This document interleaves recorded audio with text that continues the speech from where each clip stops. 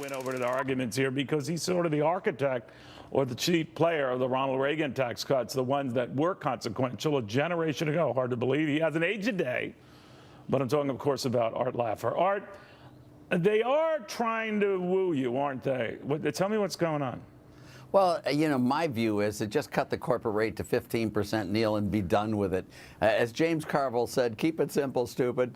And that would work perfectly. That would get the economy going. I don't know why they're arguing about all these other things, deductions and corporate rate and personal rates and all this other stuff is just noise. Well, because that's what your old boss was doing. He did something big. You're saying this is not going to be that moment then, right? This is not 1986, right? If it doesn't go this way, no, it won't be the moment. And if they don't cut it substantially, and I think to 15% is the right number to really do the adrenaline right to the system, then it won't be the big boom. So and what I don't do you know why hear when Paul Ryan says things like maybe the low 20s? I'm paraphrasing here.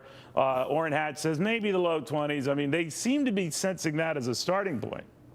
Well, they may be, but that's not where it is. Donald Trump has never wiggled from 15%. I have heard Mnuchin and Gary Cohn both say 15% is the issue, and they're right on that. That's where it should be. When it starts at 15 and gets to the low 20s, albeit from the 35% at least rate now, then what?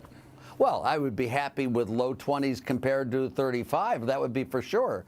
But we really need to get it down to the 15 so we really attract all the capital back. I mean, Ireland would then be the only country with a lower corporate tax than we have. We would get rid of all the tax sheltering. We'd do that. We'd raise $1.5 trillion net revenue gains over the next decade, clearly from the economic growth, and that would be the... Well, some quibble with those numbers, as you know. Well, they're wrong. But they're wrong. Okay, fine.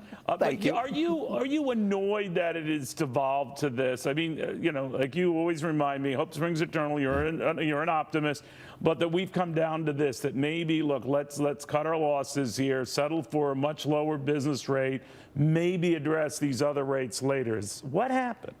Well, you know, that is exactly what we thought was going to happen with the '86 Tax Act. If you remember, it was all these people from Gucci Gulch. I wasn't really either, but I read about it.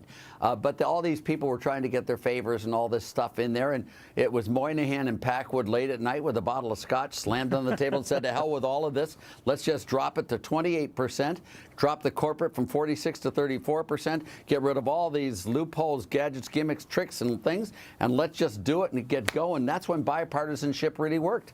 And it can do it right now. And so you really want to wait until we get to the final hour. But I wouldn't overly fret. Now, we are going to get the tax cuts. They are going to happen. It may not be this year. So this sounds like it'll be like an 81 phenomenon, just to be clear, where we had initial tax cuts. It does sound like that, doesn't it? Set the stage for something that would happen 5 years later. Now, history doesn't necessarily, you know, repeat itself, but it does rhyme. Is that where we're going?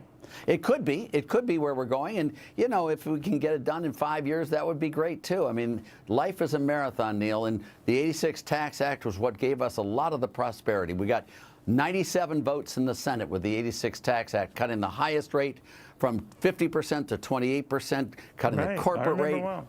97 votes. Had they told you, Art Laffer, we need you on board? Because the last thing they want is the architect of one of the biggest tax cuts in global history not too keen on this. So they're sucking up to you a lot, aren't they? Well, the Democrats have been calling me and asking me, please don't go on board. We need you not to be on board, Art. No, I'm just teasing with you. You know, I've been asked by a lot of the people to be on board, and frankly, I'm not a lone wolfer or anything like that. I'd love to be a good team player. I think it's significant that you, Art Laffer, tax cut pioneer, are settling for a corporate tax cut, the best you can get. You'll move on to fight another day. That, to me, is telegraphing you lowered your expectations. Oh, no, that's not true. I really think we're going to get the 15%. I can see it in your eyes. I can see it in your eyes. Wait a second. Can you really? Yes, I can. There we go. No, I really can't. I have no idea. Well, I think we might get the 15%, and I'm hoping we do. And I would settle for that just by itself, none of the others, although I love the death tax repeal. Yeah. I like the lower rates. I like some of the other stuff as well. But we are going to get it all, Neil, and we're going to get repeal of health care, too, of the ACA.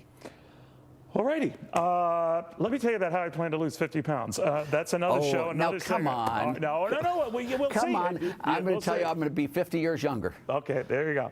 All right, thank you very much, my friend. Art Laffer, he's the one they want on board. He's the one whose support they need. He is Sort of like getting Yoda behind you. They need Yoda. All right. Oh, my goodness. That's a Star Wars reference there. I know, I do know. Did you ever see Yoda? Yeah, He looks like me, sort of. All right, another big player in all of this is coming up tomorrow in your world.